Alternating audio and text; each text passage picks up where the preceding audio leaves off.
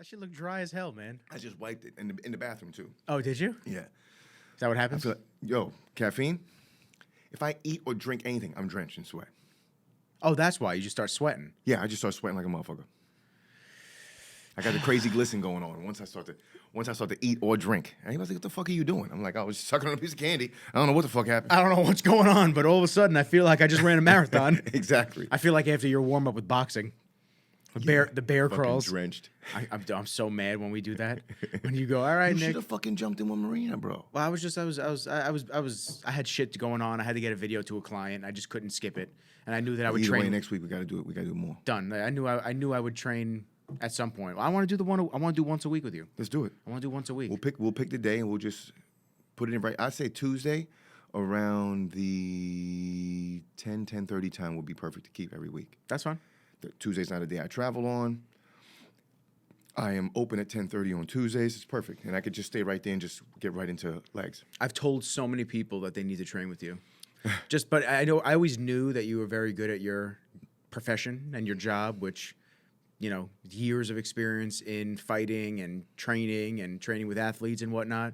But actually working with you is totally different. Like, I have friends that have little sisters or siblings and this and that definitely don't know how to defend themselves. So I go, yo, even if you just take one or two lessons, it's imperative that you know at least how to throw a punch the correct way. I'm a firm believer in that. Obviously, I'm not a believer in it because it's what I do, but I'm a believer in it because of just basically how I was brought up and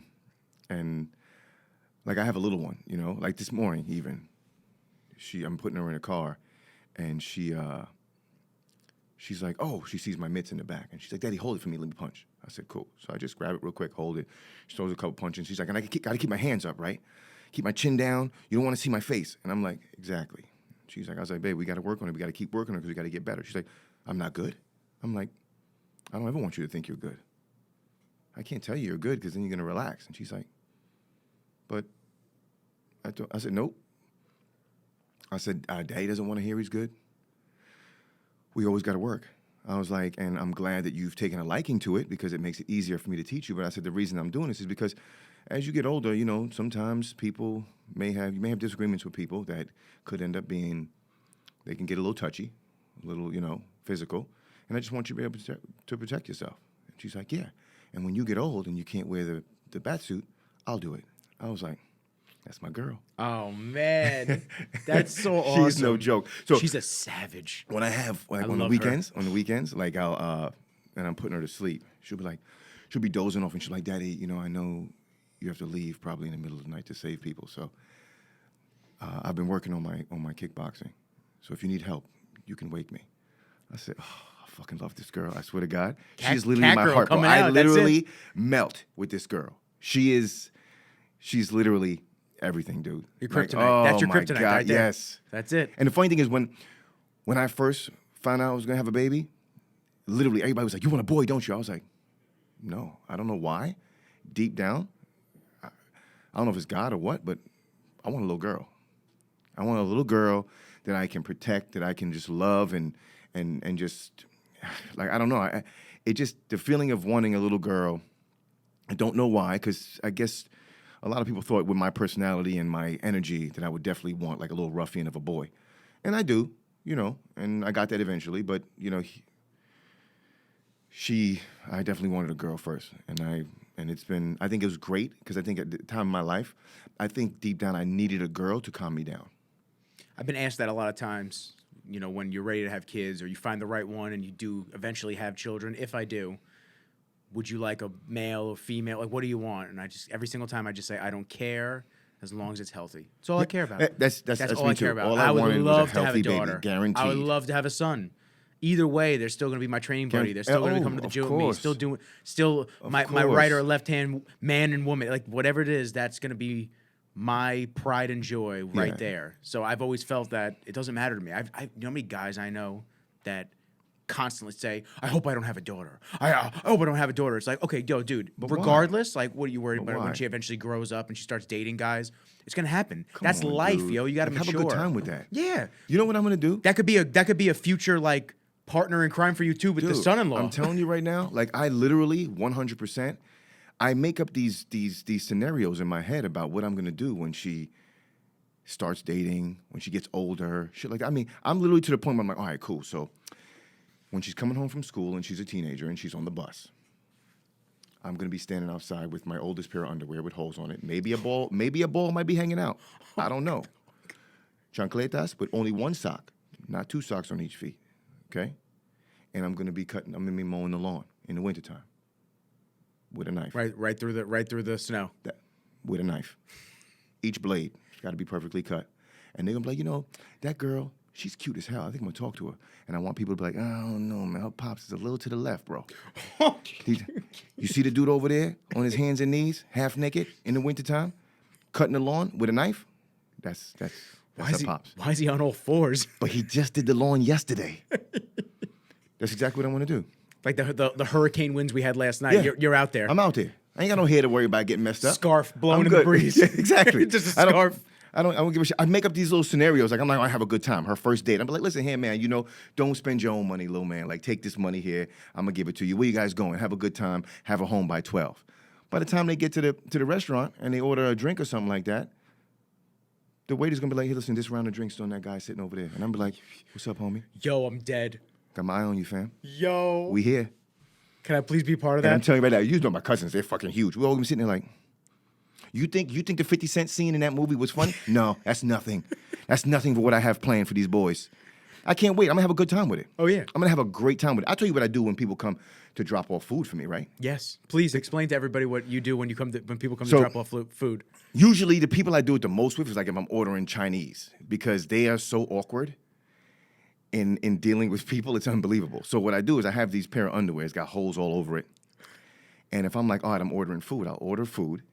And when the doorbell rings, I'll strip down and put on just those underwear. And I'll put the money in like one of the holes.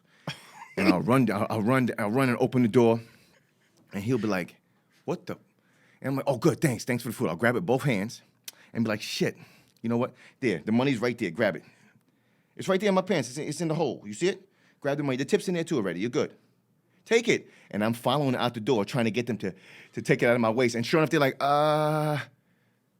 okay, thank you. There you and I'm go. like, there you go. All right. Do anything for that cash now, won't you? I'll talk to you later. Call you next week. And I'm out. But just that's me having a good time. I just like to just like do silly shit. Yeah, it's not like, you trying to be a dick. You're just trying to have a good time. I just whatever. And I'm gonna do the same thing when my daughter gets older and starts to date. I need to be there. Have a good time. I need to be there. Come This through. is my We have a good cameraman, time. Nick. He's going to film all of our interactions together. We're gonna have a good time. I already told her too. I said, listen, you see how you give me a kiss before school when I drop you off? I said, this is gonna be an always thing. You know that, right? I don't care if you're in your first year of college. I will come to your classroom if you walk away from me because you're worried about your friends, worried about giving your daddy a kiss. You're gonna give me my kiss, goddammit. And you're gonna give me a hug and show me love, because Lord knows if I'm gonna be here later on. I was like, that's the only reason. That is it. You know what I'm saying? Like when I love hard, fam. So it's like, I'm a very passionate dude. I think people can tell that. If I hate you, if I dislike you, there's no dislike you. I hate you, bro.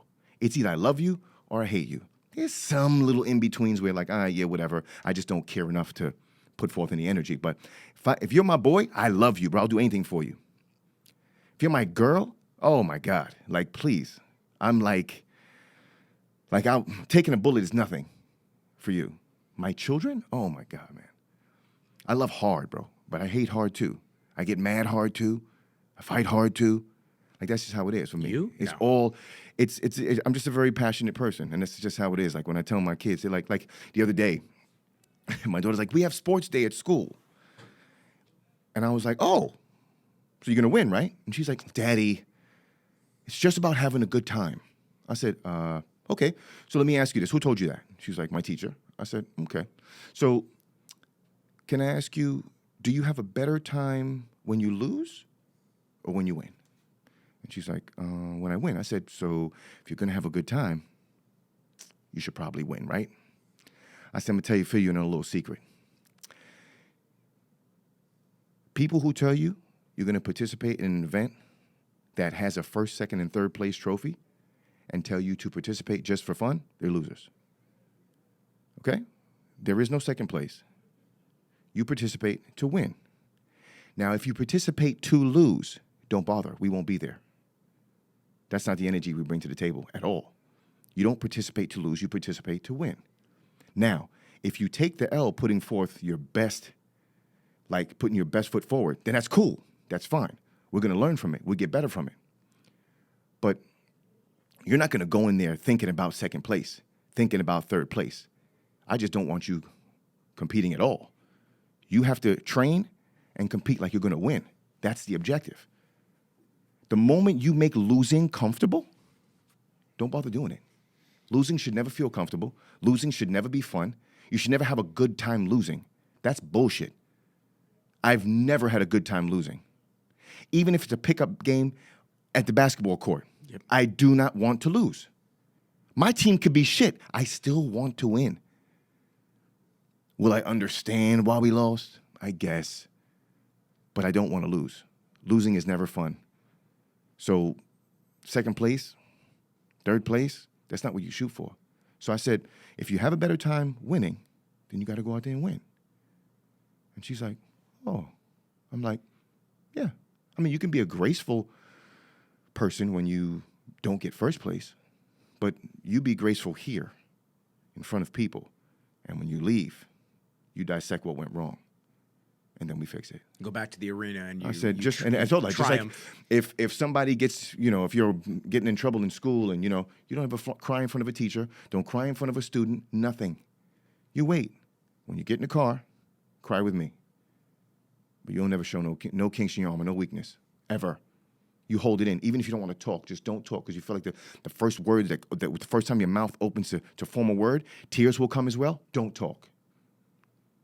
Turtle up, shut it down. When I come and get you, we'll cry in the car, and we'll break it down then. Don't ever show anybody anything else. She's like, I realize she's only 6. So people think I'm nuts. Like my cousin is just like, Jay, you being there hard. I'm like, yeah, because you know what? I'm just trying to, they're sponges. I'm trying to instill this kind of energy. You're laying the foundation work. From jump. Like I tell them, snitches get stitches. If you come here and tattle on your brother for doing something, I'm going to beat you too. I'm going to whoop his ass because he did something. But I have to whoop you too because you're tattling on him. You guys go and sort it out on your own. Figure it out. You're teaching adult shit at a young age. Figure it out. You always will. Because you know what? You're going to come tattle. He's going to get in trouble. You're going to get in trouble. 2 minutes later, you guys are back playing again like nothing ever happened. So obviously, it's not that serious. So figure it out. If we're out at like a theme park or something like that and they're arguing, I'm like, okay, cool. Pack it up. We're out. We're going home. What do you mean? I said, you guys can't seem to get along, so we're going to go home. No, we're fine. And all of a sudden, they're good. It's not that serious. It's easy. It's cool. And that's that. And that's just how I do it. The other day, it was a couple of months ago. My daughter's like, Dad, you like my new hairstyle? I'm like, yeah, it's fine.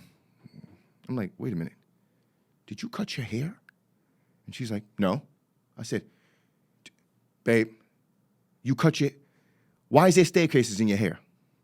And she's like, my hair grows like that. I'm like, no. Call your cousin. So then my niece comes out. I'm like, what's going on?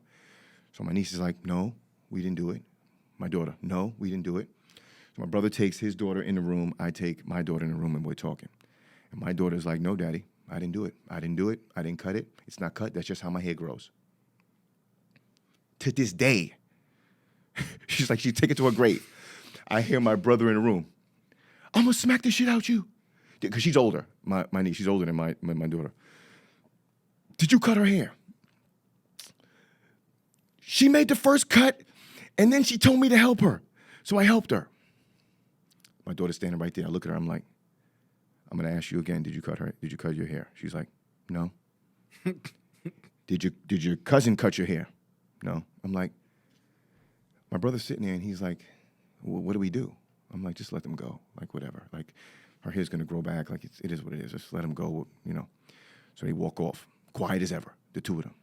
My niece is crying. My daughter's like, whatever. And he's like, yo, what are you doing? Like, what am I doing wrong? I said, what do you mean? He's like, our kids would be in jail if it was up to my daughter. He said, your daughter's going to go to her grave with that. I said, I don't know. I don't know, dude. I said, well, we're here together all the time. I said, you hear me? You hear the way I talk to him? Like I do talk, baby talk, and I love them up. I snuggle and cuddle with them as much as possible. But at the same time, I try to be as militant as possible as well. You told her she's grown. I have to. I just feel like it's better. You can't just be babying all the time. Well, we're in a generation of softness now. We're in that gap year. The gap decade, I should say. That's what we're kind of in now. I'm really trying to fight that. And we need that old head mentality of tough love, but real love at the same time. And, not everything is sunshine and flowers and all that jazz. That life is difficult and hard, and you have to be able to stand up for your own, and you also have to be able to have a strong spine, because not a lot of people do have strong spines nowadays. They're weak. They roll over, belly up, the first chance they get. We're seeing it all over the place now. It's bad. I hate bringing COVID shit up. I really do, because I want to get back to a question that I was going to ask you as a father. But you're seeing it with the COVID measures being restricted. Everything was restricted. You saw all the people that finally got a chance to feel like powerful, where they could tell people what to do, put a mask on, do this, do that.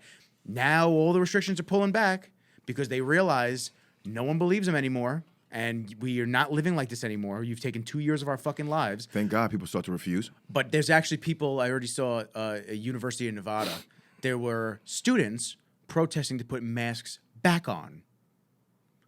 That is a mental weakness. Of course if it you are that scared, stay home.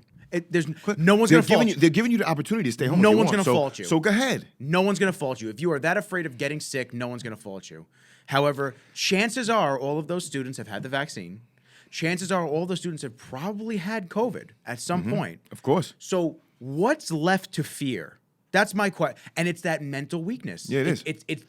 It's the fear porn that they're constantly fed. The world's gonna end, and this is the worst thing ever, and the new variants, and they just harness that shit, and they get scared, and they I don't know how to take any of this information in, because they were never taught at a young age to be strong, be independent, think for yourself. Well, you're teaching your daughter, like and your son. if you sit there and think about it, right? Our generations and the older generations, we strive off human interaction. It's a wonderful thing, man. I'm sorry. Like I always say, I just don't like people. I don't like people. When I say that, I don't like people because of their hidden agendas.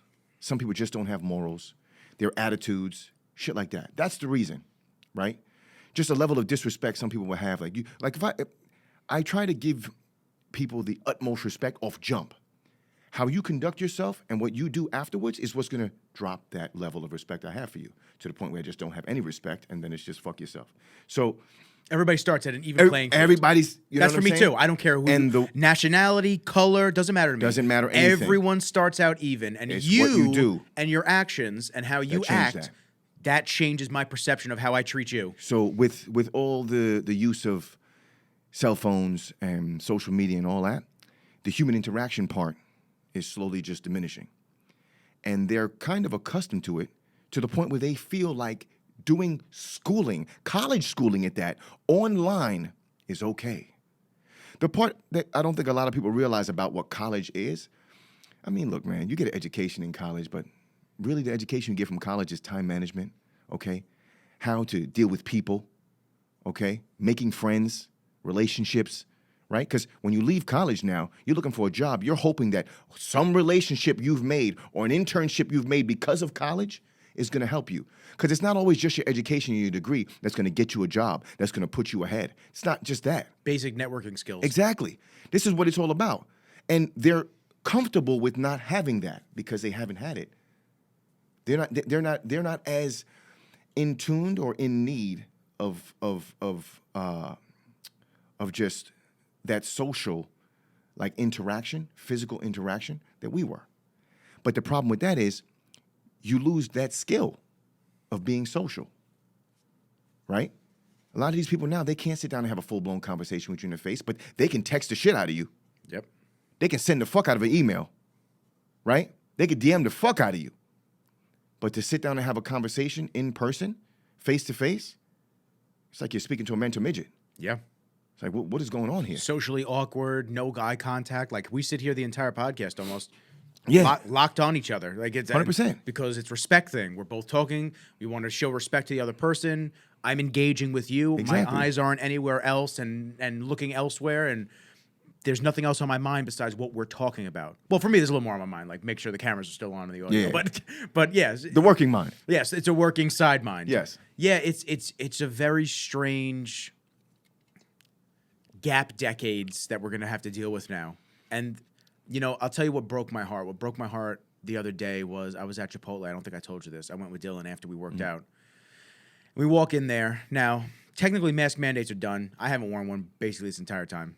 Just if I had to at a certain spot, like a doctor's Yes, office, exactly, of course. airplane, I wore it. You know, because I don't want to argue with people. But for the most part, I wasn't wearing them in grocery stores. I wasn't wearing them out, this and that.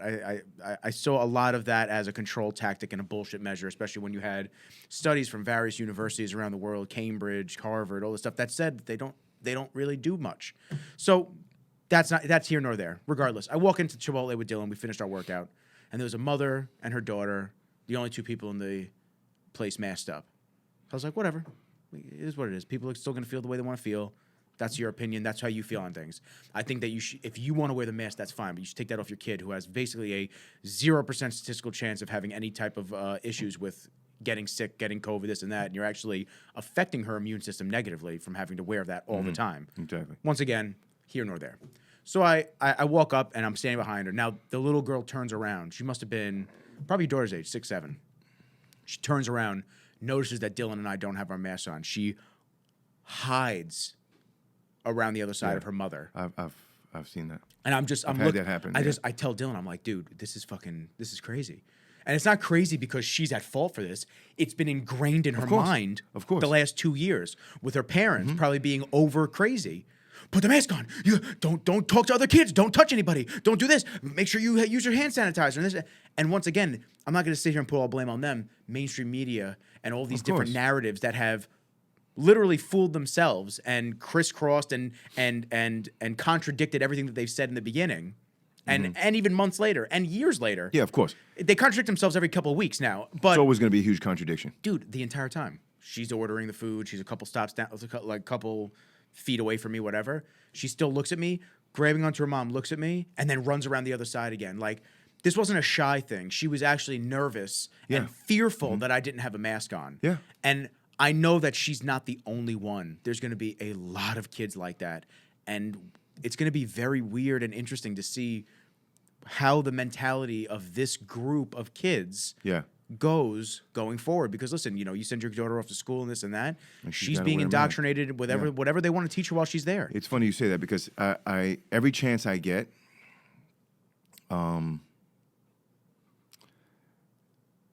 I tell them, I said, you know, when you go into school, every chance you get, take your mask off.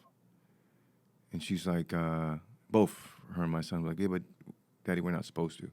I said, when you go to the bathroom, take your mask off. When you go outside, take your mask off. Okay? Every once in a while, let it just fall beneath your nose a little bit until somebody tells you to put it back up. And breathe out your nose. And the moment you step out and school is done, you take the mask off. You're never putting it back on again until the next day you have to go to school. Okay? So when today, when I dropped my daughter off, she's like, you know, I want to go to dinner tonight. Can you take me to dinner? And I was like, sure. Where do you want to go?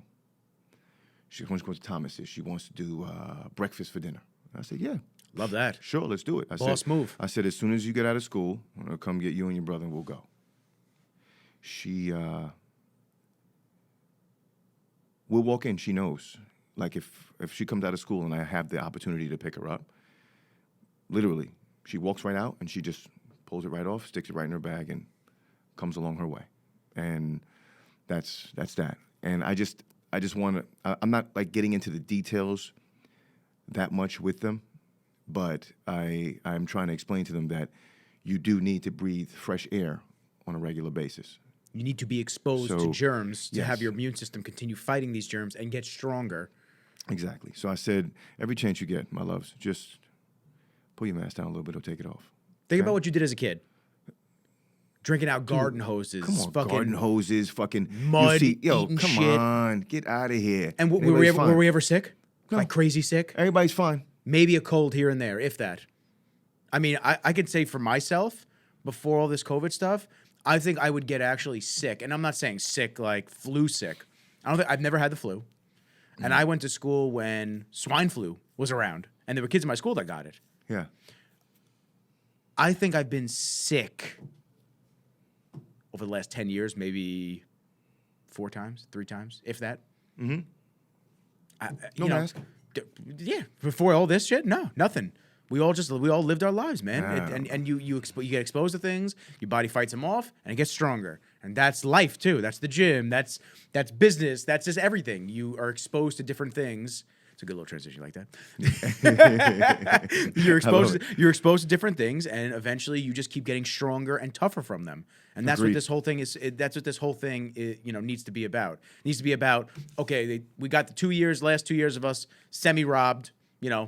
Of course, they're done. We got to move forward. We got to get this shit going. We got to get this shit moving in the right direction. And that's what, I saw that broke my fucking heart when I saw that little girl because she's gonna be. I've seen that. I've seen that too. I've witnessed it like firsthand. So. And I forget the study, but I'd have to look it up. So forgive me. But there was a study done that, and like you're saying, social interactions for children. Mm-hmm. It's facial expressions. It's everything like that. Yes. This is gonna stunt a lot of learning for a lot of kids around the world, not just in the United States. This is a worldwide problem. Yes, agreed. So, and my question to you was going to be, as a father, as far as the winning stuff, Mm-hmm. And the mentality that they're feeding a lot of children of it's okay to just participate and try and this and that, or giving out trophies for like that. Do you feel that that's the generation before me or my generation that's teaching that now, and that's okay with that mediocrity? I think. I don't know what generation it is, but all I know is, once again, this is here I am saying it again, and I will own saying it, but it's literally how you pussify our culture and our society. So back in the day, when I played sports, everyone did not get a trophy for participation. Love that. You got a trophy for standing out. Why? Because you either put forth more work and you did more and you did better, or well. Okay? So what's going on here? Like, what you get praised for just showing up now? What is that? So technically, if that's what you guys are doing, get rid of grades. They showed up in school. They showed up. They all should pass. Right? But if you're not doing it in school and you got to get good grades and you got to have certain averages to pass and get into college, why would you do that when it comes to sports? Like back in the day, I remember sitting down and speaking to my football coach with my mother for parent-teacher conference. He actually happened to be my health teacher as well. And a wide receiver was outside with his mother. And he didn't get any playing time. We're halfway through the season or whatever. And the coach is ranting to my mom about me, and I'm like, I'm feeling good. This is the only parent-teacher conference segment that I'm not going to get my ass whooped for. I was like, so this is perfect. And the kid's mother storms in the room during our conference. And she's like, Mr. Didio, we need to talk. Why has my son not seen the field? He's like, ma'am, I'll speak to you as soon as I'm done here. She said, no, we need to speak now. He gets up, he says, excuse me 1 second. You want to know why your son hasn't seen the field? It's because he's trash. He's garbage. He can't do shit. The kid can run fast, but he can't catch the ball or make a tackle. And I'll promise you now, we will be up 75-0. And I will put every single person in the game to get some playing time, except for your son now. And you can thank yourself for that. I'm the coach. I pick who plays. We need to win. I want to win. Your son wants to win. He knows good and damn well we ain't winning with him on the field. And my man's just sitting with his head down. That's how coaches spoke to parents that try to butt in on why my kid isn't playing. Nowadays, the moment a parent opens their mouth, the coach immediately throws their kid in. Winning is out the door. It's all about participation. No, it's not. You're teaching the wrong thing. Okay? If it's little kids and you're like, I just want you guys to learn and all that stuff, yes, I get it. You gotta cycle them But through. once it's to the point where you're part of a league and there's finals, there's championships, there's a winning code you have to shoot for. There is no just participating. There is no, all right, I made the team, so I'm going to sit the bench, ride the bench the whole season and get a trophy for it. For what? Just for being here? So what's the difference between getting an MVP trophy and a trophy for just being on the team? Neither. What, the size of the trophy? What makes you want to be MVP? Because you're sitting down in the auditorium and they call your name because you worked hard. You busted your ass and you outplayed everyone because you had the desire to. You had the work ethic to. You had the athleticism to. And you get up and you walk up to the podium and you accept that award and you are fucking ecstatic. And you go back to your seat feeling great. And all the other kids are looking like, damn, I wonder how that feels. You know what? That dude does wake up every morning and go work out. That dude does stay after practice and do more. Maybe I should. But the moment you stop that and give everyone a trophy, it's never like, I should do what the winners are doing. Never. You're just desensitizing the whole situation. It's a bunch of fucking bullshit. Everyone should get a Heisman Trophy then. Yeah. Just give trophies out. Yeah. Participation trophy for everyone. Yeah. What is that? And then there shouldn't be a winner or loser in UFC either then, right? No. The guy who just gets fight. Knocked, the guy who gets we'll knocked pay you both the same amount. Guy who gets knocked the fuck out should still be no records, no nothing. Nothing at all across the entire board. Nothing at all. So I'm just like, I just don't understand that. Like, I would never want my kid, and I know if this happens, I know I'm gonna get a lot of kickback. If my kids are playing a sport and they are not participating, helping, they're not taking that damn award. You're leaving it right there. You're not taking that home. I'm sorry. Nope. You want an award? Go get it. Go get it. Like my daughter comes home and she wins part of the sporting stuff, she gets a little medal. That's great. Everybody didn't get a medal, though. You got to make it so they stand out. Why in the Olympics is there gold, silver, and bronze? Why doesn't everyone just get a medal? Well, let's give everyone a medal so they all feel great. But no, you're great. You're great and you're wonderful because you made it here. But now we have to separate the people who's done more, sacrificed more. Listen, no matter what, when we talk about sacrifice, think about this.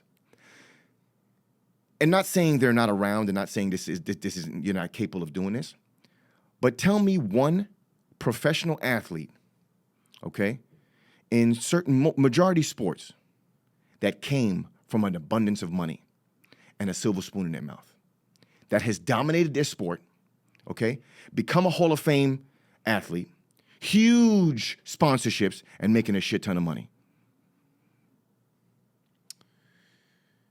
Now, before you call out a name, just remember what I'm asking for. If there's 1 million of them, if you can call out 2, that's great. But that's such a small amount. I could call out one off the top of my head. Jake Paul. The Paul brothers. That's it. Wait, where's he great? Not saying he's great. I'm not saying he's not like going that. to Hall of Fame for nothing. I'm not saying that. What I'm saying is somebody who's making an abundance of money and is glorified in a sport. What sport is he glorified in? Boxing right now. He's glorified by the nobodies of the sport, not the boxers. He is not a real boxer, bro. People sit here and want to glorify this bullshit. Not saying that he is. I'm not the kind of guy to support him. I get it. I'm just saying he's somebody that came from money and is looking like he's dominating a sport.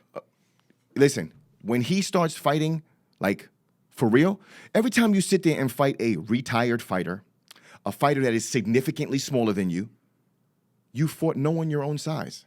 None. I agree. Not one. I want him to fight Fury's brother. And also there's a huge size difference, a youth difference, age difference, and the guys that are fighting are literally fight old. They're retired.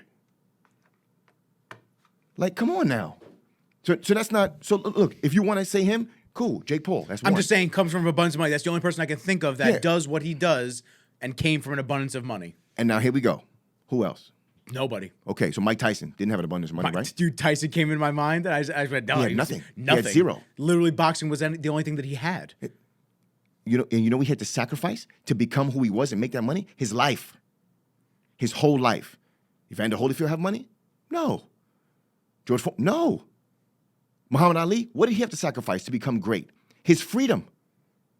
His freedom and his whole boxing career. The say hey days of his boxing career. Because he decided, I'm going to sacrifice this because I believe in something else. And I'm not going to war to kill people that have nothing to do with me. Sacrifice is what reaps the benefit. So people who come across all this money or feel entitled, they never have to sacrifice for anything. Right? So it's just like I say, you take two people. One, a rich kid that has a trust fund that plays ball.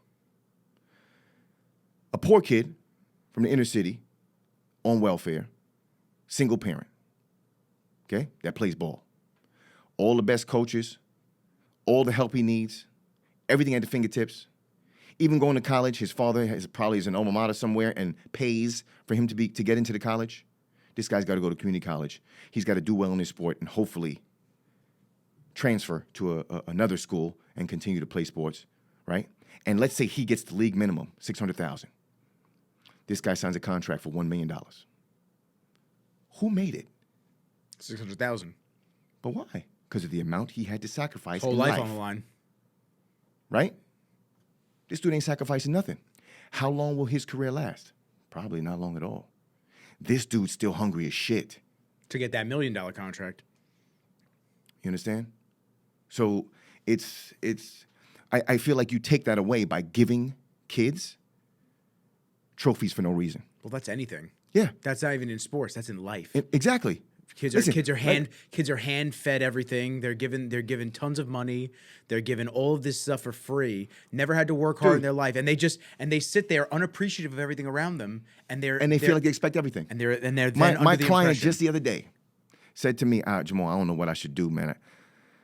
I feel bad, but I'm gonna have to fire this guy. I said, why? Like, why you gotta fire somebody? Like, you know, he says, well, he's been with me for over 2 years. Younger kid, smart. The kid graduated from Harvard. I said, yeah, he's smart as shit then. I said, what's the problem? He says, well, he just doesn't get it. And the craziest part is, let's just say I tell him his job when he started, he has to keep a headset on at all times. I don't care where you walk around this building, keep the headset on because of the amount of business we have coming in. And the type of business we have, the type of clientele we have, they need to be answered regularly. That's your job. You need to be at their beck and call to a certain extent. Got to be accessible. Do you know how many times within the first year alone I have walked out of my office and he's not at his desk without the headset on? Or sitting at his desk without the headset on? I keep having to tell him the same thing. The amount of mistakes he's made, and stupid little mistakes that cost us a lot of money, that he makes on a regular basis. And he just, oh, I'll do better. I'll do better. I'll do better. And it's been going on for 2 years. 2 whole years. He just lost another deal for us, another contract. And once again, yesterday, I literally had to be like, my man, all I'm asking you for 2 years was to keep the headset on. It's a comfortable headset. Even wear it in the bathroom. Nobody's listening to you until you press the button to answer the phone. All the time. You can put the mic up if you like. It needs to be on all the time. And he says every year he complains about his bonus. And this year, he's wondering if he's getting a raise. He's done absolutely nothing but make mistakes and not follow directions. And he has the audacity to look me in my face and ask for a raise. I have to fire him. I said, yeah, you do. You would have been gone for the first 2 months. But where do you feel the need, or where do you feel comfortable saying, listen, so I was wondering if I was going to get a raise, when you've been spoken to and written up number of times? So obviously you know you're not doing your job. And you want to ask for a raise on top of that? What the fuck? Did you fall and bump your head somewhere, fam? What is going on? Like, I don't get it. Another conversation I had. A guy complaining about how everyone on his team should get the same amount during bonus time. I said, okay. So let me ask you a question. If you work with 5 other people and you bring in 90% of the business, and they bring in, between the 4 of them, they bring in 10%. Your 90% equates to $100 million for the company. Their 4% equates to $20 million. Would you be comfortable if you guys all got the same amount? He's like, no. I said, so if you want more, you got to work harder, fam. If you want things to be different, you got to work harder. Now, I can look at you and tell you right now you're a 9-to-5 worker. And he's like, well, I was like, yeah, tell me yes. You're a 9-to-5 worker, right? You're walking in with the boss, correct? You guys are probably getting off the train together, walking in together, clocking in together, right? He hates you. I want you to know that. He hates you. He'll never promote you. You're never going to make more money. You want to know why? Because that's not what he did. What he did was come to work at 7 o'clock, worked the extra 2 hours, and was at his desk when his boss walked in and his boss saw him at his desk already. When did he log in? 7? Wow, he's put in the extra 2 hours already. And when your boss is leaving at 5, you're still at your motherfucking desk, man. You're still working. And when he clocks in the morning, he's like, damn, he stayed an extra 2 hours at night too? That's 4 extra hours. When it comes time for raise, when it comes time for bonus, and when it comes time to make partner, that's the dude he's choosing. Not the dude that's strolling in with him and walking out with him like you're on the same level. As a human being, yes. As a businessman, no. Way different. So he will never give you a raise. You will never have a bigger bonus. You will never make partner ever because you are a 9-to-5 worker. You are doing the least bit and trying to benefit from it. So continue, because no athlete that does the least amount of work becomes a professional. No person that does the least amount of work becomes a partner. Doesn't happen that way. Every single athlete and every single professional that becomes a millionaire, that becomes successful at what they do, sacrifice. May it be time, sleep, energy, family, love life, something needs to be sacrificed so you can reap what you sow. And if you ain't willing to sow, you better not be willing to reap anything either. And don't start complaining because you're not making money or you're not reaping the benefit. Benefit of what? You sowed nothing. You sowed nothing. What are you looking to benefit from? For what? The job is from 9 to 5, and this is what you make for it. And that's what you've been doing, so that's what you're going to make. This guy on his own is working, boom, boom, extra, on his own. This is no longer his job. He needs to be here. And if he continues to do that here, he's going to be here. And then he's going to be here with me. And then you have to answer to him. And you guys started together. Why? He sacrificed. He put in that work and you did not. He's reaping what he sowed. You did not. People are always amazed by that. They're always amazed that somebody that came in at the ground level with them, all of a sudden they're at the top of the chain. And it's like, dude, he did 10 times the work. He did 10 times the sales, worked his ass off, dealt with all the customer service issue interactions, and you just sat there and did the bare minimum. You guys are different. You guys are nowhere near the same. Very different mentalities, very different work ethic, and it shows. Work ethic. That's the key. That is the key. One of my exes, she had a very good job, making a lot of money. And it was so funny because just her personality was just so different than mine. And that's why I think I started dating her, because she was completely to the left of what I was accustomed dating. Okay?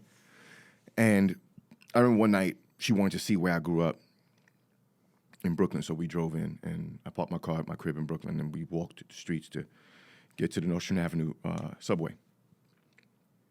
And we go on the subway and there's this old lady and a little boy sitting across from us. This guy gets on the subway and he starts making these crazy, weird sexual noises and looking at the kid. Then he starts to reach for the kid. So the mother, I thought it was the mother, it turns out it was the grandmother. She sits up, slides the kid behind her up against this part of the subway seat and sat down and is like blocking him off from the kid. She starts screaming. Now she's got a Caribbean accent, so I'm like, damn, she's from Trinidad. That's where I'm from. So now all that's going through my mind is that's my grandmother and that's me growing up. The girl grabs me and she's like, Jamal, don't do nothing, yo. And I'm literally at the edge of my seat, like just shifting, waiting for the train to stop moving. The dude just starts going in. Sits down right there, grabbing at the woman. She's using the book she has to hit the dude. The train comes to a stop, and I lump this dude and throw him off the train.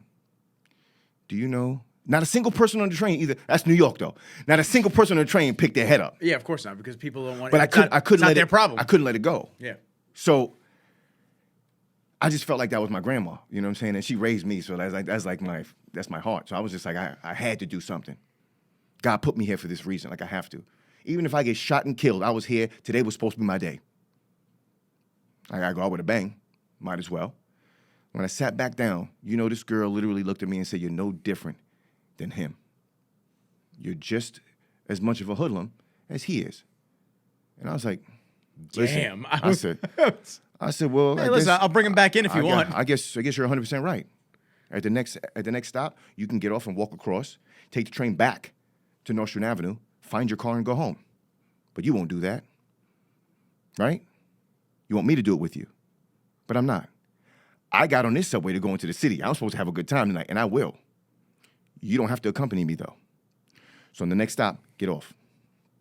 And she's like, I'm like, get off. Turns out she ended up being like, just really messed up overall. She was like racist, the whole 9 yards. But she was one of those people who was given a job. Oh, this was your ex that said Yes, that my to ex, you. yes. Oh, I thought the woman said it to you after you No. defended her. No. I was gonna be like, damn, I'll bring him back on if you want. Woman didn't even say thank you.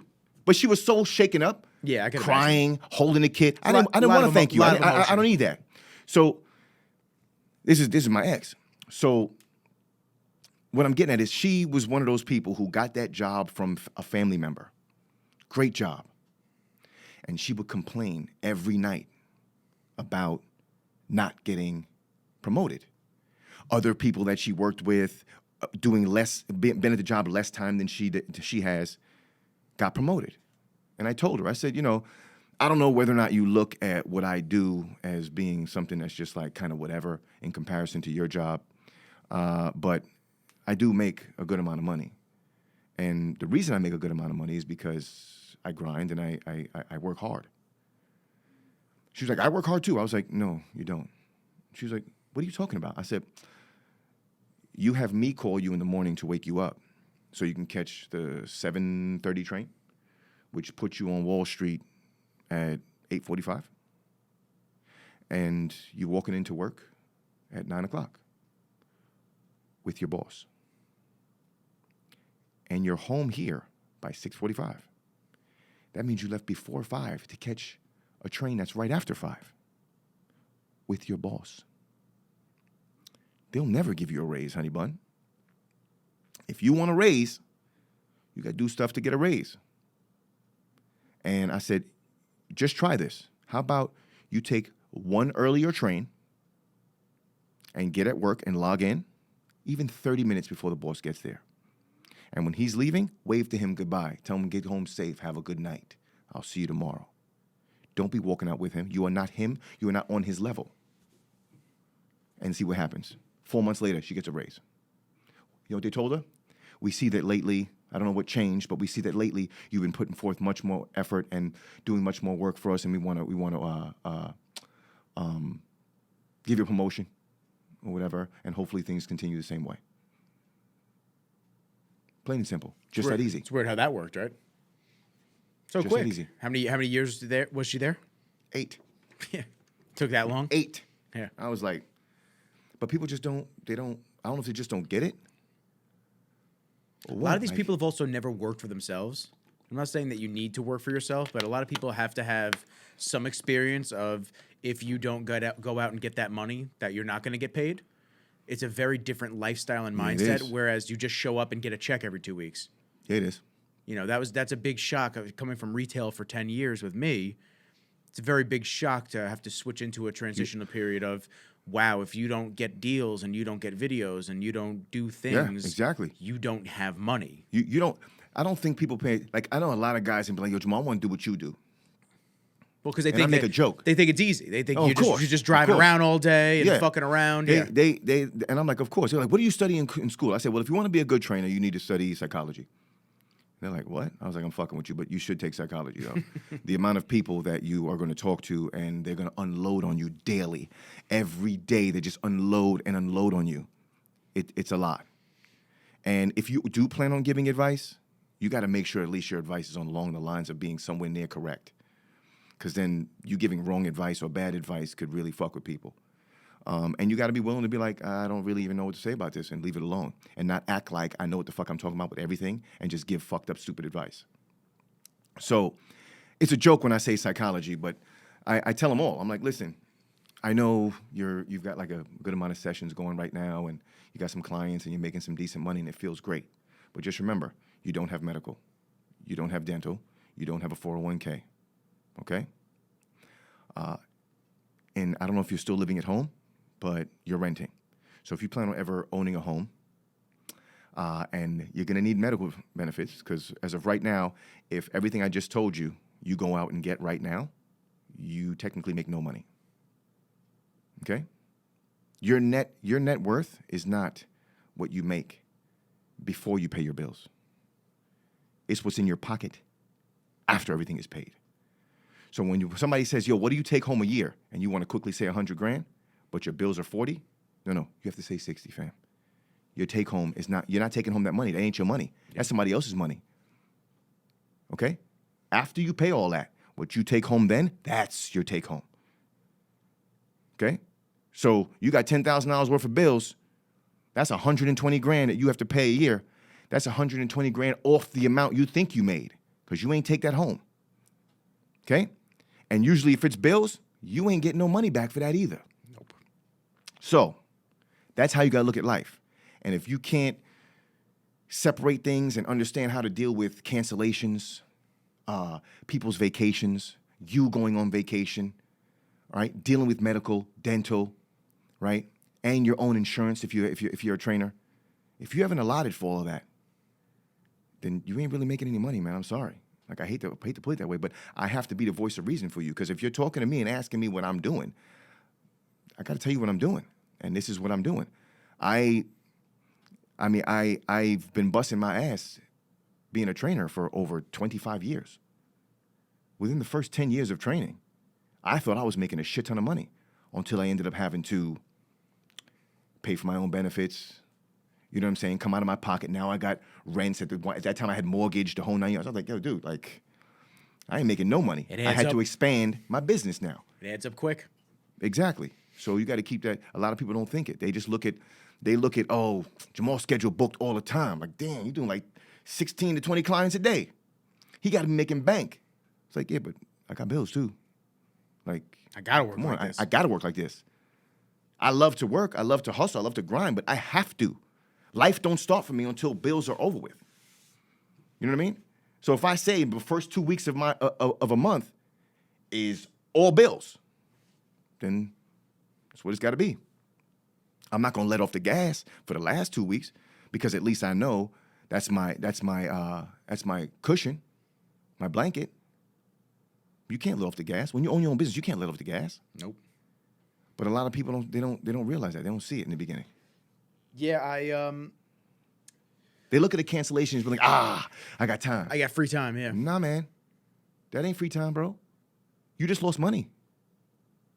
You literally just lost money. Like, that's not free time. Go work out, because you got to burn some stress, because you just made that. That's less money. Yep, I've been there before, man, where a big deal falls through, a big video project, and all of a sudden the person goes MIA or this and that. You know, I say it a lot. Before COVID, I was set to be making quite a bit of money, like with retainer clients at the time. Mm-hmm. And then it was that month, March 2020, man. It was like that month. I got back from Ohio, and then the next month, everybody just said, well, we don't need you on retainer anymore because we're not doing any business. So bye. And that was basically it. I watched deal after deal just fall through, and then just left with nothing. Yep. So you got to be able to really be able to pivot and see the whole picture. You know, I had to stop posting so much of my day on my Instagram, because I have clients. Oh, yeah, you're I right. have friends. I remember that. But it's not only in those instances. It's just even. You remember what I'm talking about, right? Yeah, but it's also everybody though. Yeah. That's not the only person. Like, there's more people than just that act like that towards me. They see me post a bunch of videos of Kenji at the dog park, but what they don't realize is the dog park's across the street from my office, and I got to let the dog out, and he's got to take a piss in the middle of the day.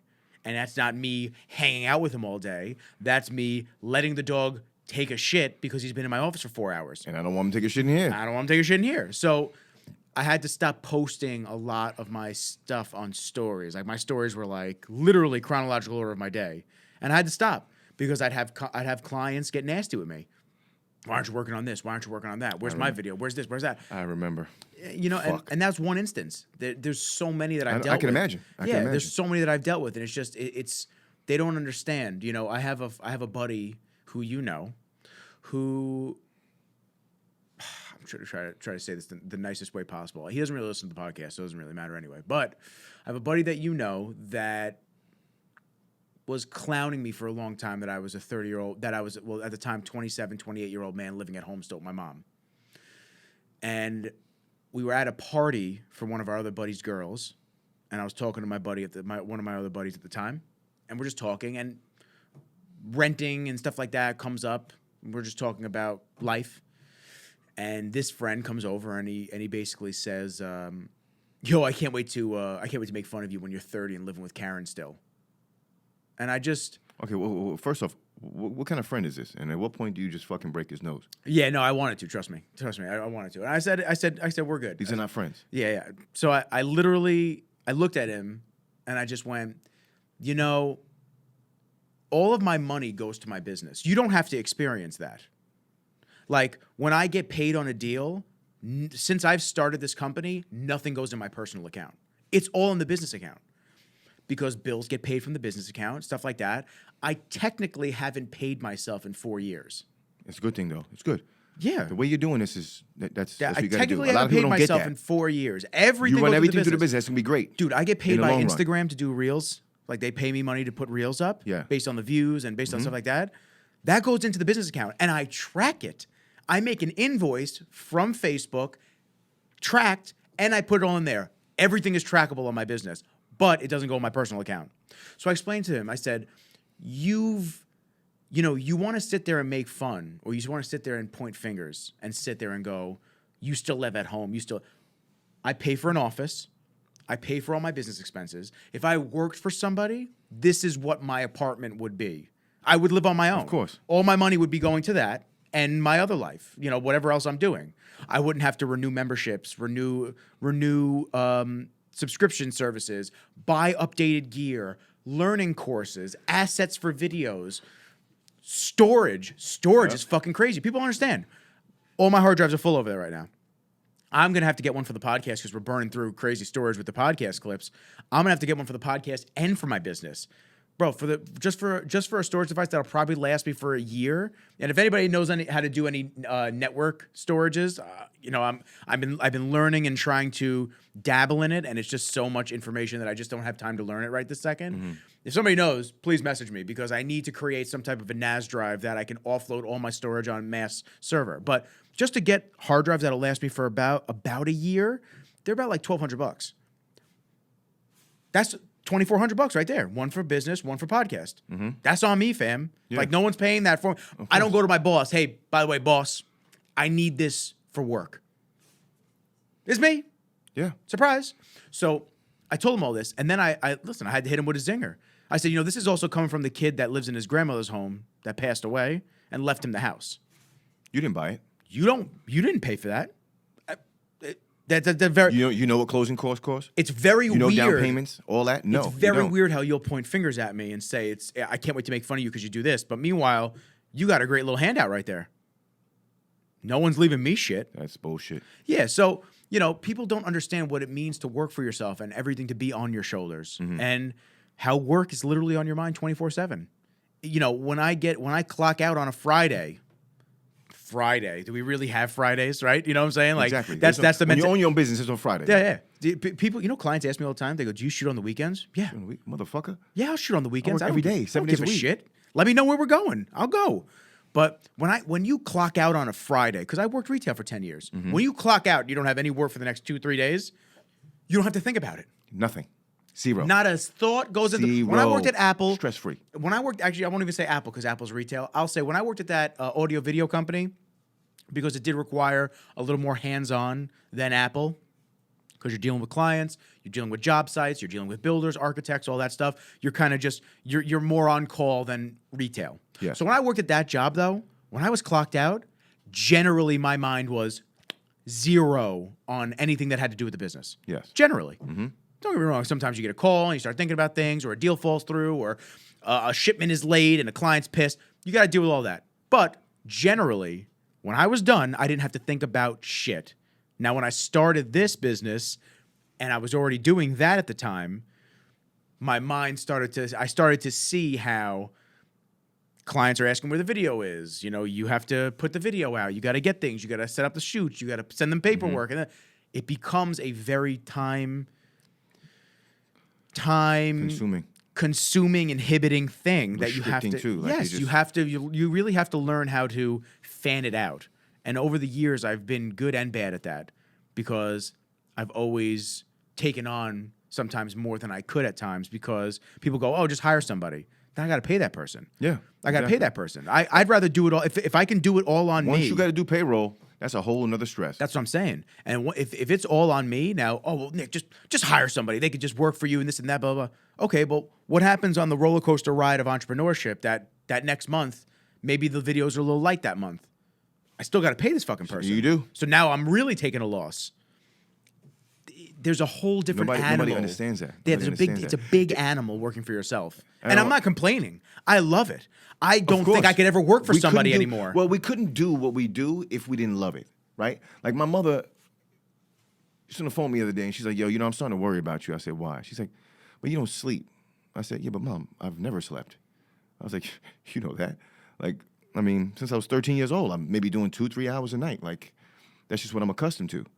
She's like, "Yeah, but you get up at 3 o'clock in the morning and you don't get back to even lay down till after 12. I'm like, "Yeah." I said, "I put in literally 21-hour days, hands down." I said, "Yeah, last night I was doing," I'm telling you right now. Side note, fuck the Stairmaster, fuck the treadmill, fuck all that. Last night I pushed the sled for 30 straight minutes. I set the clock. Just down and back? One way all out sprint. Hard, big strides, going back. Sprint, hard, 30 straight minutes. Bro, death. It felt so good. I literally felt like every bit and every stress of my day was gone because I was fighting for life. I was about to drop dead. I said, "God damn. I'm going to have to call Nikki to come pick me up." Shit, this is perfect. But at 12:30 at night, that's what I'm doing, right? And that was the only downtime, aside from the workout time I have allotted throughout the day. But even still, I'm training clients up until I work out, and immediately I'm literally pushing the envelope, trying to finish a workout as my client's walking in, right? But I only do it because I have to. That's my business. If I don't do that, I don't make money. And if I start falling off, that means my business falls off.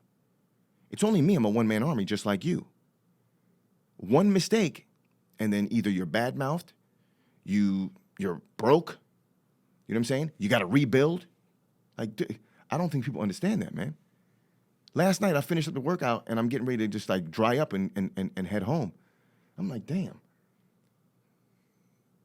I did over 84 hours already, and it's only Thursday this week. You know? So people are like, "Yo, I want to do what Jamal does." Really? You sure? You built like that? Because you love to sleep, my man. I've called you 10, 11, 12 o'clock in the day sometimes. You still knocked out. So I hope you know what this entails. So a lot of people can point the fingers and all that shit, but the truth is, like, it's very hard to own your own business.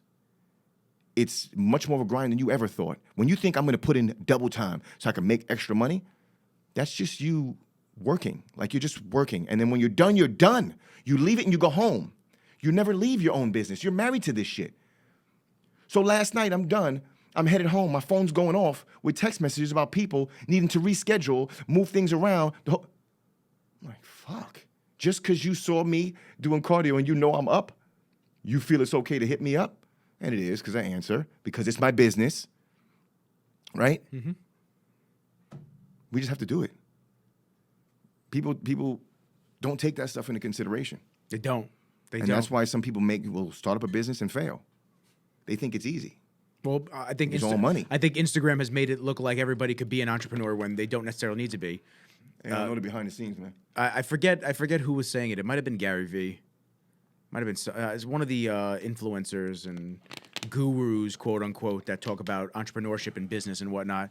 You know, they were saying it's okay to work for somebody else and still put in a ton of work at that company and rise in that company. You don't have to own your own thing. You don't. Some people just don't. Some people aren't built for it. Some people can't. Yeah. Listen, before this whole stuff going on with like my supplement company, I didn't think I had the time or the mental capacity to take on more.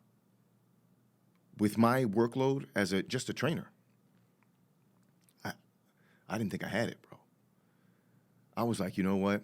I definitely need a partner. But push come to shove, I don't. And, you know, some people talk about being uncomfortable and sacrifice, like I said before. And the truth is, I was just telling a lady at the florist the other day, she just opened a business. She's stressed. She's worried. I said, be stressed and be worried, because after that's over, growth will happen. Just don't let off the gas. There's been so many months over the course of me doing my own thing where I don't have the next month fully set up yet. Like I maybe have somebody that says, yo, Nick, I want to shoot something. I want to do something next month. I want to do something. Okay. And then nothing transpires from it. And I'm sitting there going, well, shit, it's the end of February, or it's the end of, like, you know, just give you an example of this month. It's the end of February and March ain't set up yet. And you start getting a little tick. Mm-hmm. Just Start worrying. But have faith. Yes. Have faith, because every single time, book the fuck up every month. It's been like that since I started this at the end of 2018. Yeah. Every month, I start freaking out.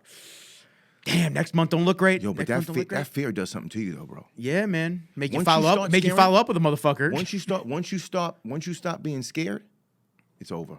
I think it's over. Same thing. It's like in a relationship. Once you stop being worried that someone else can court your girl, I don't know, man. You start to let off the gas. You start to not show her enough. You start not to give enough, not to pay attention, and all that. Then you wonder why she end up with somebody else. How? You let off the gas, man. Like you gotta do that. You can't let off the gas, fam. You can't at all. It's funny that you actually said something like that because, sorry for everybody listening to that. A little TikTok. Yep, there she is again. Venezuelan chick. Lord. So there was a question on, there was a response on Dre's video, and it was a dude saying, it was kind of like that low-level threat between guys and men. Yes. And obviously Dre ain't here, but I have somebody who's very like-minded. Yes. That can answer Love Dre this. too. Great I dude. love Dre. Yeah. Oh, we're gonna get the three-way podcast. Yeah, it's That's gonna gonna be be the great. realest shit. It's gonna be fucking That's awesome. gonna be the realest shit It's ever. gonna be fucking awesome. But the dude commented on that video and he said that's the exact reason a 5'2" man doesn't talk crazy to a dude twice his size unless he knows some shit. So you are the king of knowing people that are all sizes that could beat the brakes off anybody. So I just thought maybe you could say 2 words about that real quick. I mean, yeah, you know, what he's saying is technically 100% right. You know, it's like people tend sometimes to forget the fact that men are men. Like even when people will put up videos, and forgive me if I'm saying this wrong, don't mean any disrespect or anything like that, but they put up videos of, let's say, a homosexual male that's dressed like a transsexual, Okay. wearing heels or whatever it is, and a straight guy disrespecting him. But then the dude in the heels beats the shit out of him. You forgot that's still a man, though. He may act this way because he wants to or he feels this way. He's still just as strong as a man. He still will hit you like a man. He still will get mad like a man. Okay? So sometimes in certain situations, people forget that men are men. Listen, a lot of men like combat, some don't. So You can tell because certain people will get through in middle of conversation. Like when I was younger, I could laugh and joke about everything. The moment you're like, yeah, man, you crazy, man, your mother. I would, you're picking your teeth up. You would cross the line that quick with me and I would lose my shit. Not saying that was right. That was good. That was wrong. I was very loose when I was young. Was not cool. That is not, I'm not condoning that. That is not cool. But that's been in your developmental process over the years. Exactly. So yes, when you're in conversation with another man, even if it's a friend sometimes, if they overstep, you got to be like, yo, what the fuck? And then all of a sudden, you're like, wait a minute. This energy is about to change, right? It's always there, no matter what. Why you think, like, I got to catch myself sometimes, right? We're in the gym, and we talked about this before. And my cousin say it again. Fab says it too. But Fab is more so like, yo, Jamal, man, fuck that, and wants to bang. Because I'm like, other people will notice it more than I do initially because I don't really like to pay attention to shit. I just kind of do my thing and bounce. But they'll just be like, yo, homeboy is just eyeing you, bro. Oh, yeah. And the moment they bring it up, I'm just like looking now. Now I'm looking. I'm just like, the fuck are you looking at, right? To the point where one day I'm just like, yo, you know what? Next time I turn around and he's looking at me, I'm about to go over and be like, yo, my man, you good? Like, because I'm done with this, right? And sure enough, I had my back turned, bending down to pick up a weight, and all I hear is, excuse me, sir. That's it. And it's that dude. So I get up, I'm like, what up? And he's like, I was watching you do chest, right? I watch you work out, and you just be going, bro. I think it's phenomenal, but like, your chest is like built, meanwhile, it's just very weird, the conversation. Your chest is built so crazy. Like, how do you get that cup underneath? Like, what exercise should I do? Should I use this machine? And I'm like, damn, here I am, ready to fucking blast off. And all he's doing is trying to see what I'm doing. And this is my job. Now I feel like a complete dickhead. But that's the mentality. Yeah. So I have some clients and cousins that would be like, Jamal, he's probably looking at you because he's wondering what you do. Like, you know what I'm saying? Or he's seen you on the podcast, or he's... But the initial reaction when a man is staring at you is like, the fuck are you looking at? Or if you're timid, you turn away. Dude, I was at Topgolf the other day, and I was watching dudes at another table eyeing me down. I was talking, and I was watching them the entire time too. I'm like, I wasn't staring back, but corner of my eye. Like if someone's gonna say something, because you notice if it's a one thing, they look and then they turn away. Like we just caught eyes with each other, whatever. It's no big deal. But you can see when have a little counsel, they turn, they start talking, and then they look back at you, and then you turn into. You could just sense that as a man. It's of course, you know, and I don't know if it's as much as a man or as street awareness or whatever it was. You know, listen, I went to school at Quinnipiac up in Connecticut. I tell a lot of my friends this shit. I'm very thankful that I was cultured as a child, and this goes into this actually goes into the Joe Rogan stuff we want to talk about. Yeah. I was cultured as a child where my mom had friends of all nationalities. Are you cold, by the way? Want me to turn this off? No. You good. Okay, you let me know. You let me know. 'Cause sometimes I freeze people out. You know I wanted 200 degrees in here. Dude, I love the heat, bro. This isn't heat. This is fucking cold. I know it is. I love the heat, man. Like that's just me. Okay, I was gonna say, man. Summertime, I'm used to having it like 117 Kenji. degrees. I got the sweatshirt and everything on, bro. I love it. And the windows closed. No All right, AC. you let me know because sometimes guys are nice. like, damn, it's cold in here. Talk to me nice, sir. So, you know, when I went away to school, all the clubs and all the spots to go drinking at are 20 minutes away in New Haven. Mm-hmm. New Haven is a very rough place if you're not familiar with it. Yep. I know you probably get it, but a lot of people that may be listening, they've never experienced it or been there, this and that. You could tell dudes that bang. You could tell dudes that gang bang that are, you know, looking for trouble, looking for problems. And every single time, lone white kid walking around, if they really wanted to give me a problem, it's pretty easy to, you know. But I'd see them, they walk by me, or I'd see them in the club. You know, you always tell the head dude, you always tell who the head dude is, this and that. And I just go, what's going on, man? Just walking by. You know, just, I see you, you see me, no threat, we're cool here. There's no egos involved, I'm not doing that. But a lot of these little white kids would get fucked up because they thought they were tough and run their mouth. So what would happen was all the black dudes would hang out in the park. And what would happen is we'd leave the clubs and go to the buses that would take us back to campus. Mm-hmm. And the cops would be by the buses because they knew this was an area for a little bit of violence if it really wanted to pop off. Yeah. Once again, I walk by. What's going on, man? Have a great night. You know, just being calm, cool, collect. you get these fucking kids that these dudes want to rile them up. They say something they say something about their girl. They say something about them, this and that, and they're dropping N-bombs at these dudes. And then the cops get involved because they're blocking them off from these kids. And I'd have to talk to these kids. I'd be like, yo, you would never say that if the cops weren't right there. You're a bitch. You're riling them up. And a lot of these kids would get fucked up because they would say shit like that. I'm like, why have I never gotten fucked up, but you all seem to have problems all the time?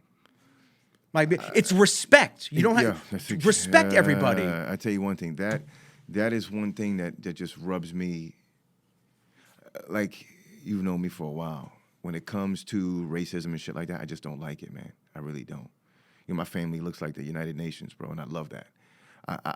I don't like... Not to cut you off, melting pot. What we talked about when we first sat down. Yeah. Love that. Everyone learns something from everybody. Absolutely. The most, like, it's just, it's a shame that things like this still go on to the capacity it does. And, I mean, I chalk it up to just ignorance, you know what I mean? I've dealt with my fair share. I've dealt with a lot of racism in my life and, you know, coming from older people or police or whatever it is. But, you know, when it comes to older people, I try not to even think about it because I'm like, you can't teach an old dog new tricks. Just die soon let anyway. It be. Like, what am I going to do? Fight an old person? Argue with an old person? You're never going to change their views. They fought like that all their life. Like, just whatever. It's unfortunate, and you got to have thick skin for it. You got to be able to just turn around, walk away, and just don't let it eat away at you. And just try and just move past it and leave it alone. Just call it ignorance and leave it alone. Don't let it affect your day, your life, or anything like that. And don't let it affect the fact that whatever nationality that person was means that all of them are like that. Don't. You know what I'm saying? And that's one viewpoint. And it's very hard to do that. So, like, I remember when one of my exes told me that her family was extremely, extremely racist and hate black people. I said, damn, well, so what happened in their life that made them feel this way? Nothing. I said, okay, they owned a store, right? Was the store broken into, robbed, vandalized by black people? Did one of them get raped, beat up, or whatever by a black person? What just causes the fact that, or the view to just hate a whole race? And then trickle that down on your kids. But then not even have a reason. Is your reason ignorance? Is your reason fear? And the way you fight fear is to boast your chest up and want to talk trash about the person? Just like, you know, it's like an insecurity thing, right? Like, I'm not a great basketball player, right? I say this all the time. If it came to kickboxing, if it came to football, baseball, swimming, track, you could talk all the trash to me you want before our event. I would just look at you, dead stare, not say a single word, and then smoke your shit. I'm confident in those departments.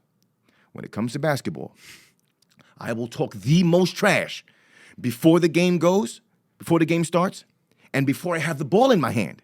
I will talk the most. I can jump out of the building, but I can't dribble. I can't shoot. I can't do shit. That's all right, now I'm exaggerating, but no, me and I will man. talk so much trash. Why? I'm trying to get underneath the skin of the person that I know is above me. Rile him up. He's a better player than me. I can hopefully get him riled up to the point where he'll just make mistakes. He'll start trying too hard. So when people just automatically want to hate a race and talk trash about a race, but have never come across anything, I don't know where it comes from. To me, that's just fear. It's an insecurity thing. It has to be. What more could it possibly be? I just don't get it. Like, I never understood that. Sheltered in their own little world. Like, it's sad, but it goes on. You know what I mean? Like, you know, we were going to talk about the Joe Rogan statement. And before we do, I'll tell you, I had a friend. He's no longer a close friend. We just kind of lost touch. But he was a white kid, grew up in the hood, listened to only rap music, you know, wore only Jordans. Like, I hate to say it, but he was like more black than some of the people in the neighborhood. You understand what I'm saying? Yeah. In the way he felt and acted. Only dated black girls. But every once in a while, he would drop the N-word. And I'd be like, yo, chill, bro. Like, I understand that you're not. No, come on now. You know I'm not racist. I'm like, I know, but listen to what I'm saying. I know you're not. Okay? but I feel you're like getting a little too comfortable. And I'm not upset with you. What I'm doing right now is I'm trying to help you. What do you mean? It's more embarrassing for him. Okay. I said, now, 1, you don't sound right. 2, you don't look right. 3, I can't say I'm giving you a pass because I understand why you talk like this, why you act like this. But I will tell you this, if you come to my family barbecue this summer and you do that by mistake, my cousins will beat you to death. I just want to let you know that. I'm not going to be able to do anything to help you. They don't give a fuck if you're my friend or not. So what I'm trying to do is take that word out of your vocabulary just in case, so you don't make a mistake in front of the wrong people and get your shit split wide the fuck open. People are not going to give you the leeway that I've given you, and people are not going to understand like I understand. And it still makes me feel uncomfortable. And I do know you're not racist, but I get it. Like, this is your life. This is what you're around. It's what you hear. It's the slang you hear all the time. If you're on the phone with someone, no one would know that you are white. So I understand. Heavily rooted. But you got to be careful, dude. You know what I'm saying? Like, I'm just telling you right now, you slip up at a family barbecue and they're beating the brakes off you, boo. Dude, and there's nothing I could do about it. I'm the smallest one in the family. I can't get in between them savages, bro. Like, come on. Big ass family. And he's just like, yeah, but you know, I said, no, man. It's not about you, no. I'm trying to help you, dude. And luckily, nothing ever came Never of it. slipped but out. It's just such a weird situation. Like, when you sent me the clip, no, you sent me the clip. Yes, my cousin sent me the clip. You sent me the clip and you said, I'm disappointed. Yeah, because my cousin sent me a clip being like, yo, ain't this your boy? Don't you like this dude podcast? And sent me the clip. And it was just him saying the word, the N-word, over and over again. And I said, and I immediately sent it to you, and I said, damn, bro, what the fuck is this? Remember? Yeah. I was at a shoot. And I was like, oh my God. Like, I was like heartbroken. Yeah. I said, nah, Joe, come on, not you, bro. And I didn't stand up for him. And No, you didn't. You didn't. And no, I'm not saying like I gotta defend of course. what anything like that. But what I did say was, race stuff is always very touchy for everybody. For everyone. Me too, man. I Yeah. mean, I don't like other people to feel like if I'm talking about something that I'm disrespecting them, their viewpoints, how they feel, this and that. Mm-hmm. Even when I had the conversation last week with Dave, Dave had his own viewpoints on it as well. So here's my issue with that video that was made. That was made because the media is trying to take Joe Rogan down. I agree. And they are doing whatever they can to tarnish over 2,000 episodes of really good podcasting without any type of talk like that. Mm-hmm. Joe came out with the statement that I sent you, and he said, I was quoting famous comedians, this and that, blah, blah, blah. He said, even watching that all in progression, I'm very uncomfortable myself with that. And he did say, like, now I know. You're a grown-ass man. You know you're not supposed to use the word.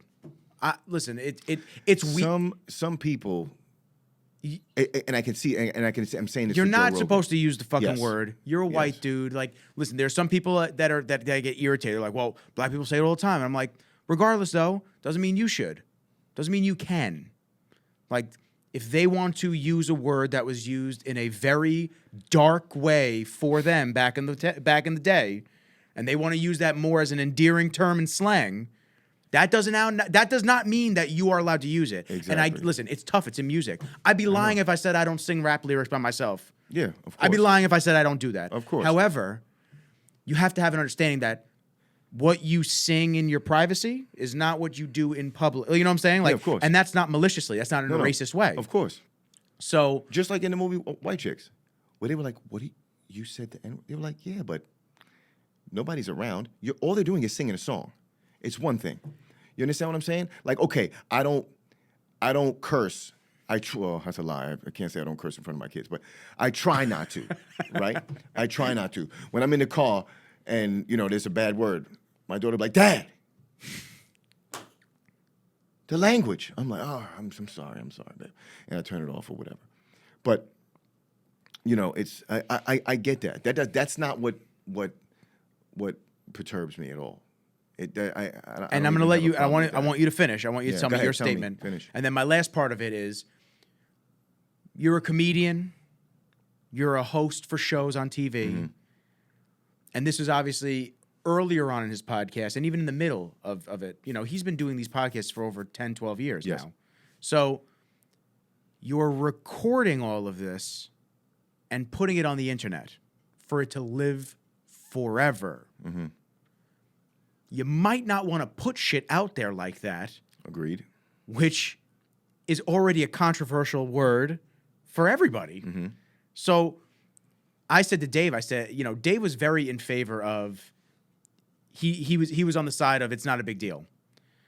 And I had no idea Dave was black, first and foremost. I had no fucking idea. I was like, he shocked me when we were talking. I went, I listened to the recording. I felt like I sound like an idiot. I kept going every now and then. I'm like, you're black? Like, I was looking at him like, I was like, no fucking way, stop it. I knew. I didn't know you didn't know. When I you had told no me, I was clue. like, yeah, I know. I literally told Dre, I said, I'm glad I'm not a closet racist and saying shit to Dave. Like, Exactly. But no. But he's got a good point, because it's like, he said in his opinion, we only give as much power to a word as we allow it. Mm-hmm. He said, so if it's an endearing term for friends and stuff like that, which is how it's used 99% of the time. Yes. That's the vibe that you get now. Even he said, if I now say that I forget the word that he used, but if I now say a ladder or a toaster is a derogatory term for a white male or a black male, that's me giving power to that. That word meant nothing in terms of that before that.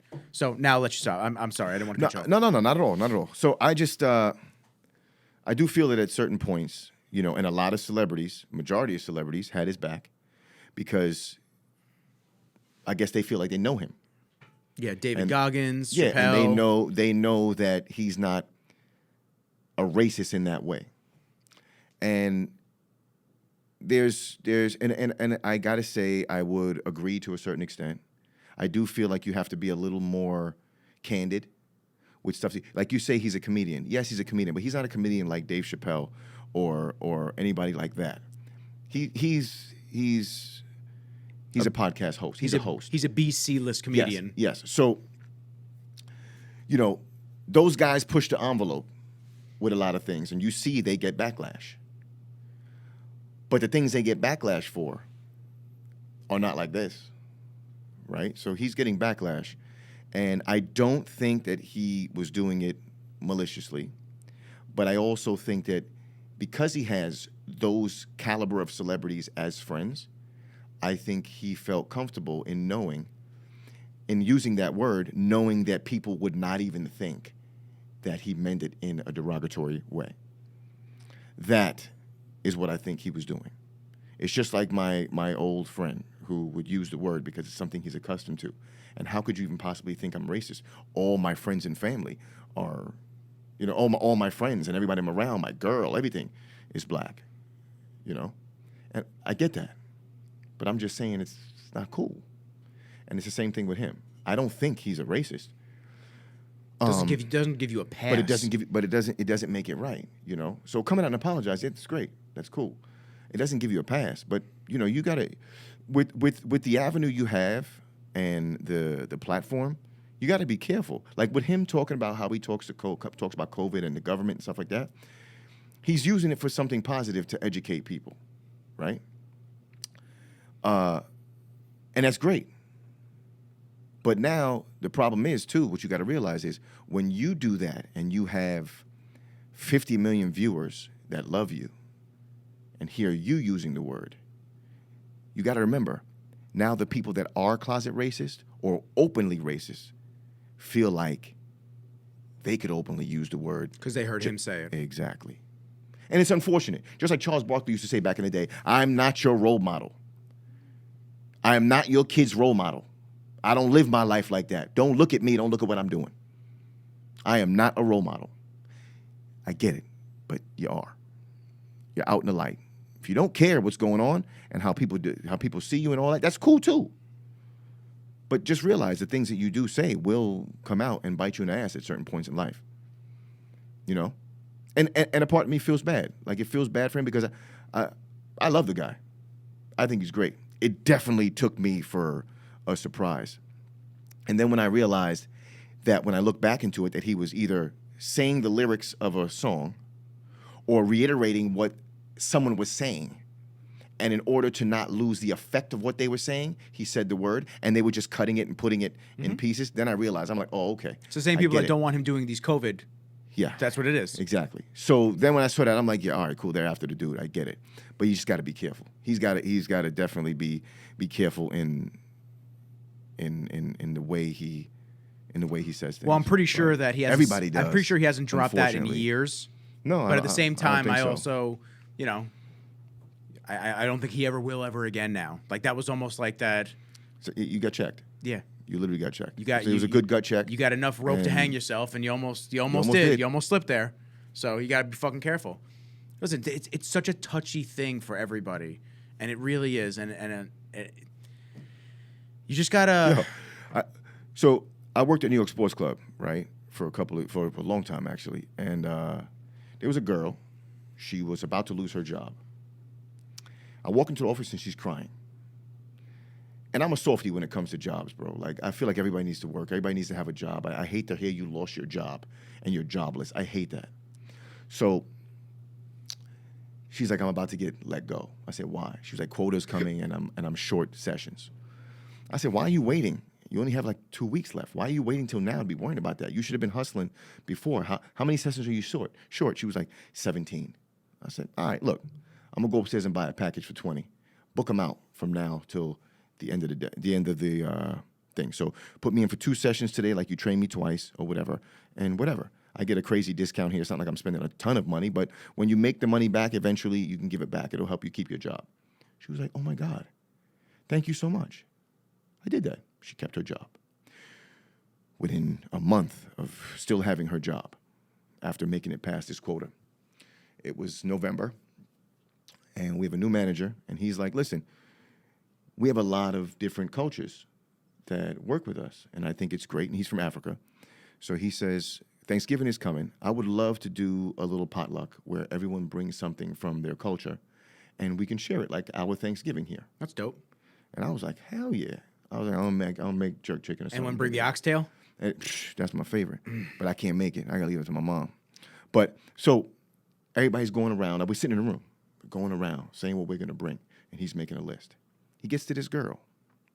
You would never think this, bro. To this day, me even saying it is just so bogus. So, what would you like? So-and-so. She stands up. Nobody else stood up. But she stood up and said, well, unfortunately, I can't participate in this because in my house, we believe that all niggers, spics, and Jews are going to hell because they're dirty and evil. So I'm not going to participate. And sat back down. I said, whoa. So I literally just start giggling at first because I think this has to be a joke, right? And then I'm like, what the fuck?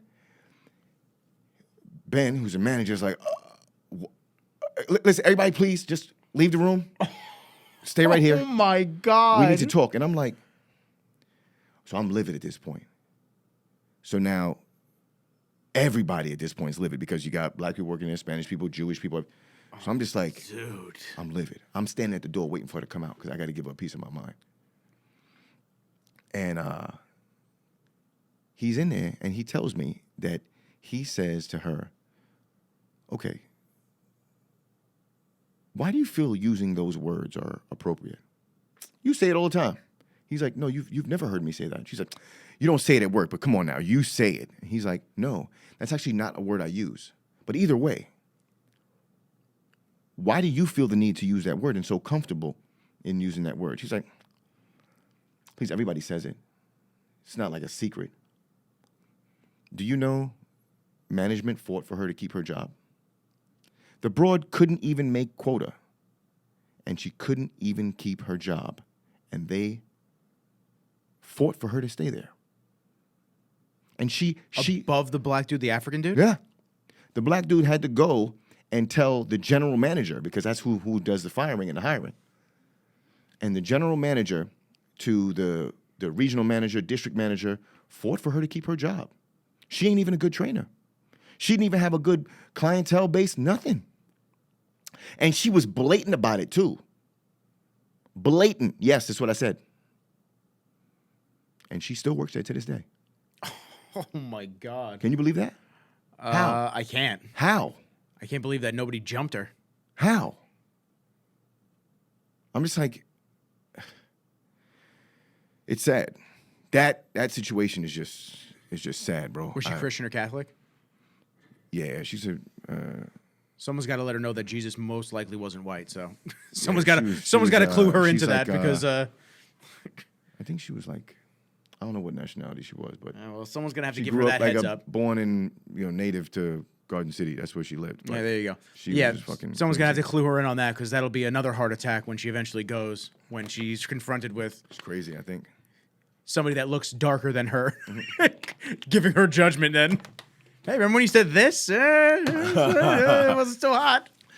Yeah. Well, I think that's a good Good way to end it off. That's a bang right there, bro. Crazy bitch. Into the Batcave, bro. Always. Episode 20. This is great. The winning circle. That's what we should call this. It's the fucking just going and going and going. It's going, baby. We got a lot more shit.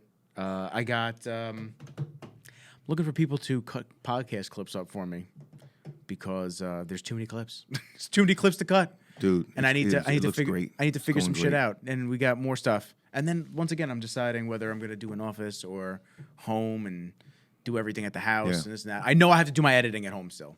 I know that's imperative. I need to get back to having my editing at home because I like to edit at off hours Yeah. because I play Xbox till like midnight. And then all of a sudden I get a creative bug and I'm like, damn, man, my fucking computer, like my hard Yeah, drives are at exactly. my office at over here. So it's best for you to do that there. Yeah, so when I get an apartment, I don't know if it's better that I keep this space just for the podcast or go somewhere else just for the podcast and then have a 2-bedroom for the office Yes. and stuff like that. I don't know. We'll figure it out. But we got time. If anybody knows of any spots, let the kid know. I'm looking. Hands down. But episode 20 with my brother Jamal. My man. It's my man. Love you. Always. On that note, appreciate y'all. Peace.